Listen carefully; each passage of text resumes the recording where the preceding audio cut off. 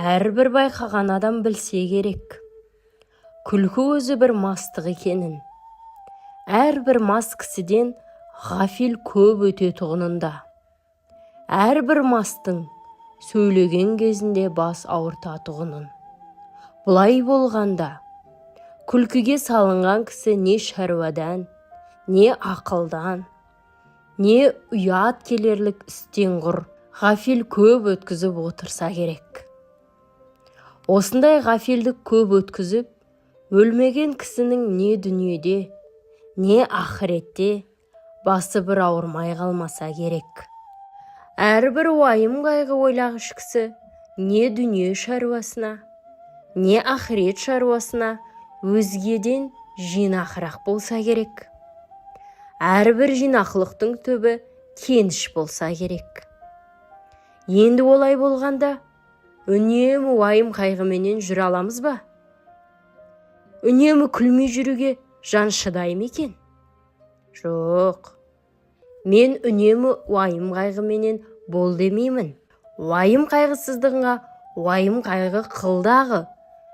Сол уайым қайғысыздықтан құтыларлық орынды харекет табу керек. Һәм қылу керек. Әрбір орынды харекет өзі де уайым қайғыны азайтады. Орынсыз күлкіменен азайтпа. Орынды харекетпенен азайт.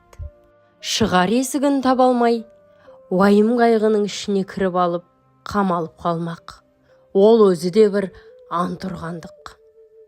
Және әрбір жаман кісінің қылығына күлсең, онда рахаттанып күлме. Ыза болғаныңнан күл. Ызалы күлкі өзі де қайғы. Ондай күлкіге үнемі өзіңде салынбассың. Әрбір жақсы адамның жақсылық тапқанына рахаттанып күлсең.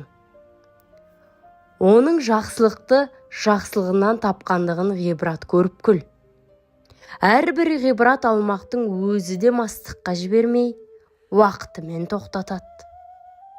Көп күлкінің бәрінде мақтағаным жоқ.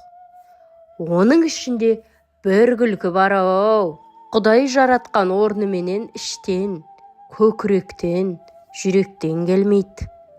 Қолдан жасап, сыртыменен бет аузын дүзеп, бай-бай күлкінің әнін сәндеп, әдемішілік үшін күлетін бояма күлкі.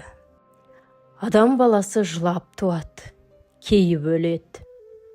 Екі ортада бұл дүниенің рахатының қайда екенін білмей, бірін-бірі аңдып, біріне-бірі мақтанып, есіл өмірді ескерусіз босқа жарамсыз қылықпен қор етіп өткізеді де, таусылған күнде бір күндік өмірді бар малына сатып алуға таба алмайды. Қулық саумақ, көз сүзіп тіленіп, адам саумақ өнерсіз иттің ісі.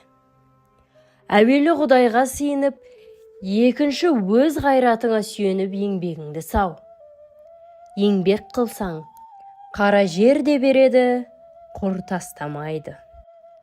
Абай айтқан еріншектік тек жұмыс істемеу емес, ол өзіңді дамытудан, ойланудан, өмірден қашу. Біз неге шынайы еңбек етуден қашамыз? Абай айтқан осы сұрақ бүгінде маңызды.